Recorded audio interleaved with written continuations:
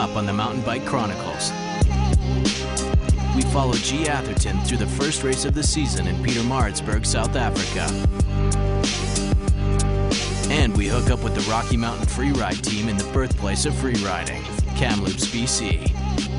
All this and more coming up on Mountain Bike Chronicles.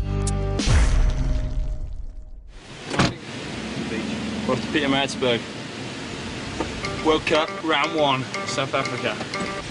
It's going to be an exciting adventure. It's the first time in 2 years the UCI World Cup has returned to South Africa, and G hopes to defend his 2010 World Cup overall championship. Workers are putting final touches on the course as the riders make their way up for the course walk, their first glimpse of the track. Well, it's the uplift. It's the downhill uplift. First World Cup of the year. Decided we don't need chairlifts. They've upgraded us, so we get to kick back in the back of this pickup. How your legs feel? Numb.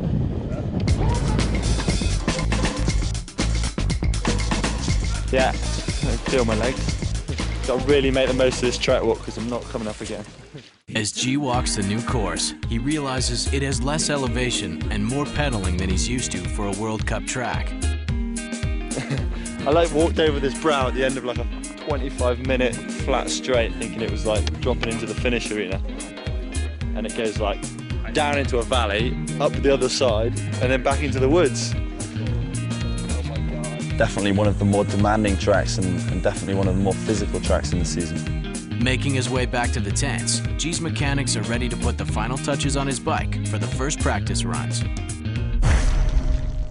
After the course walkthrough and bike tune-ups, the riders get a day of practice runs before qualifying. Steve Peat of Great Britain was the 2009 world champion, but finished a disappointing 7th in 2010. This year, he's looking for redemption. Aaron Gwynn, a newcomer to the downhill scene, is ranked 3rd in the world in only his 3rd season. Having spent his early teens as a motocross racer, he's no stranger to high speed on 2 wheels. 2010 runner-up and local favorite Greg Minar is a veteran of the downhill scene, racing internationally since age 17. Greg won the race here in 2009 and wants nothing more than to repeat as champion in his home country. G is working hard to memorize the course as he needs to start the season strong to repeat his world championship title from last year. As the day of practice comes to an end, the riders come back to their team's tents to tune their bikes. In a world that's decided by milliseconds, every turn of a wrench can be the difference between the podium and the poorhouse. As the World Cup season begins in Africa, another season is beginning on the other side of the planet. You know, here we are in Kamloops, kind of doing some spring riding with the team. The Rocky Mountain Freeride team, featuring Thomas Vanderham, Wade Simmons, and Jeff Gulovich, are starting their season off with a team ride in Kamloops, BC, Canada. Haven't ridden that stuff before. Woo! Got a fresh bike here. Making the final adjustments, making it my own. And I'm gonna take it for a spin. I can honestly say, guys, I love Kamloops. Like, I really, like, it's awesome here. Kamloops has been one of the best spots in the world for mountain biking for over a decade and is widely considered the birthplace of free riding. I'm gonna break these puppies in. The area's dry, shapeable dirt and rolly hills make it a mountain biking playground. Even though the team is made of all good friends, their busy schedules seldom allow them to ride together. Pretty awesome opportunity for us all to ride together because we're all so busy doing our own things, we never really get the chance. Everyone's got busy schedules, so when we can all ride together, it's really fun. Riding behind Thomas, you notice he really has his own style. Rocky Mountain's free ride team has a well-rounded roster of riders. It's awesome because everyone has a different style. You know, Thomas, he's kind of more racy, high speed, and goes big. Thomas Vanderham, although still at a young age, has already secured himself as a mountain bike legend. He is known for his phenomenal style and willingness to go big.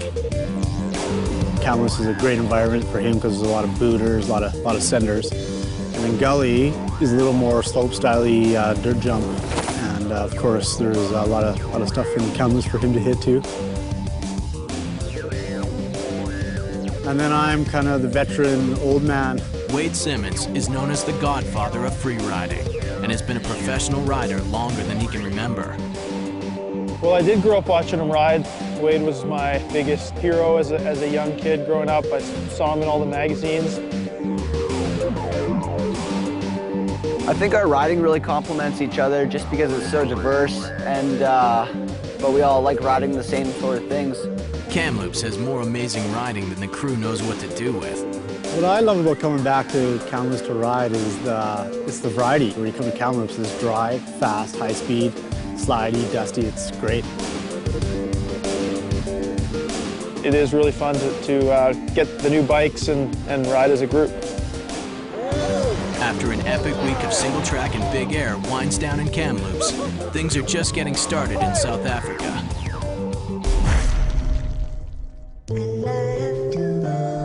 It's race day, and G is warming up for finals. The first race is always a good gauge of how your winter training's been. In downhill mountain biking, a huge portion of the training you do is fitness-based, you know, gym work, road work, cross-country stuff. It's all about that race preparation and then coming into the season hot.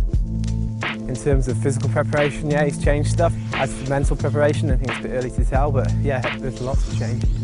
I think you've got to change things every year, else it goes stale. And yeah, there's a certain amount of things you can keep constant, but you have to keep changing. One thing that G hopes will not change this year is his overall championship title.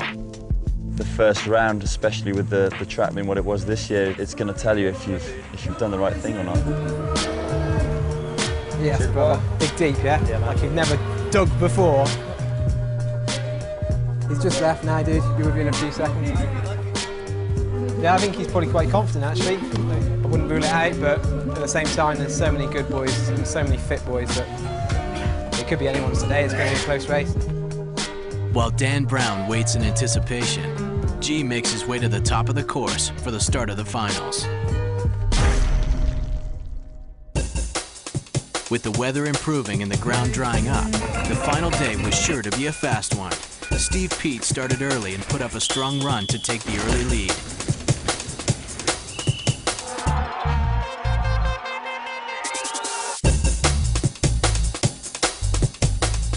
It felt fast, but I didn't have much power on the flat section, so I think the big boys might have a little bit more in the legs today. Patriot Aaron Gwynn was up next, carefully picking his lines and then flying his country's colors down the hill recklessly.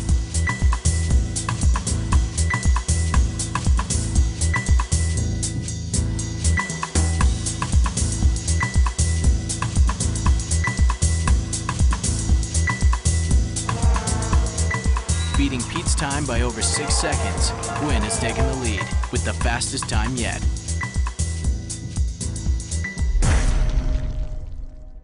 As G makes his way to the top, he has a chance to reflect on his successful 2010 season. 2010 turned out to be the best race season to date for me.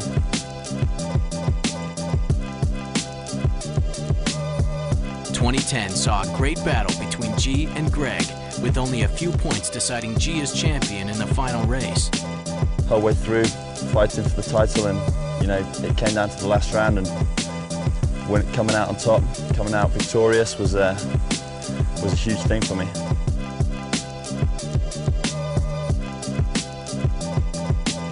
Their rivalry is strong in 2011. It's not bugging around these days. It's all flat out. You have to go for it. You know, look how tight the points were last year. Look how tight they were the year before, and the year before that. So you can't afford to bug around. You have to go for it every round. Menard and Atherton's final runs are up next, but will they have enough to beat Gwynn's time? The day and contest are coming to a close, but not before the most anticipated rivalry of the weekend. G. Atherton and Greg Menard both qualified near the top and are hot favorites in taking the top spot today. First up is G, hoping his off-season training has paid off to help him through the grueling flat sections of the course.